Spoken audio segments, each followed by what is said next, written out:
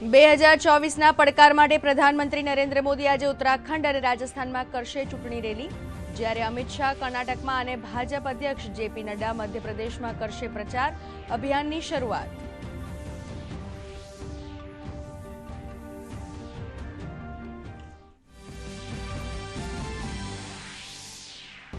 કોંગ્રેસે મહારાષ્ટ્ર અને તેલંગાણાના ઉમેદવારોની કરી જાહેરાત। અકોલાથી અભય કાશીનાથ અને વારાંગલથી કાદિયામ કાવ્યા લડશે ચૂંટણી, જ્યારે સમાજવાદી પાર્ટીએ મેરઠ પર બદલ્યા પોતાના ઉમેદવાર।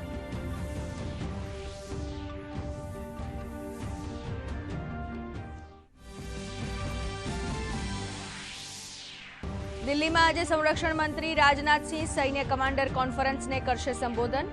સુરક્ષા સાથે સંકળાયેલા ભવિષ્યના પડકારો વિશે થશે ચર્ચા વિચારણા।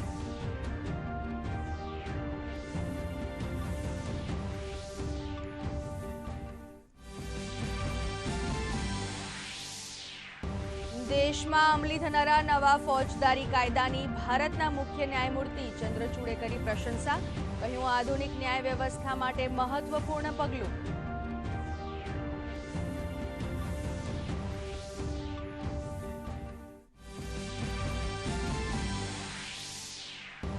ઈડીએ અરવિંદ કેજરીવાલની ધરપકડ સામે આજે દિલ્હી હાઈકોર્ટમાં આપવાનો છે જવાબ, જ્યારે રાઉઝ એવન્યુ કોર્ટમાં મનીષ સિસોદિયાની જામીન અરજી પર થશે સુનાવણી।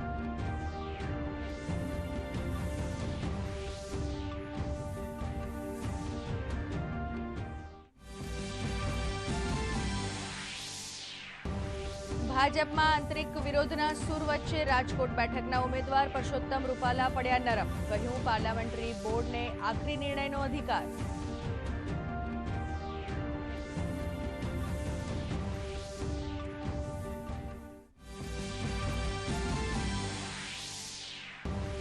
સૌરાષ્ટ્રના ખેડૂતો માટે સારા સમાચાર। ગીર સોમનાથના શિંગોડા ડેમમાંથી સિંચાઈ માટે છોડાયું પાણી।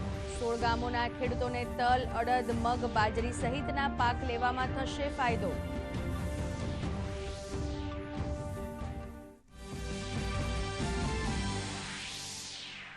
ઇઝરાયેલમાં અલ જઝીરા ચેનલના પ્રસારણ પર મુકાયો પ્રતિબંધ। પ્રધાનમંત્રી નેતન્યાહુએ ગણાવી આતંકી ચેનલ। કહ્યું, આ ઇઝરાયેલની સુરક્ષાને નુકસાન પહોંચાડવા અને ઇઝરાયેલ વિરુદ્ધ હિંસા ભડકાવવામાં હતી મહત્વની ભૂમિકા।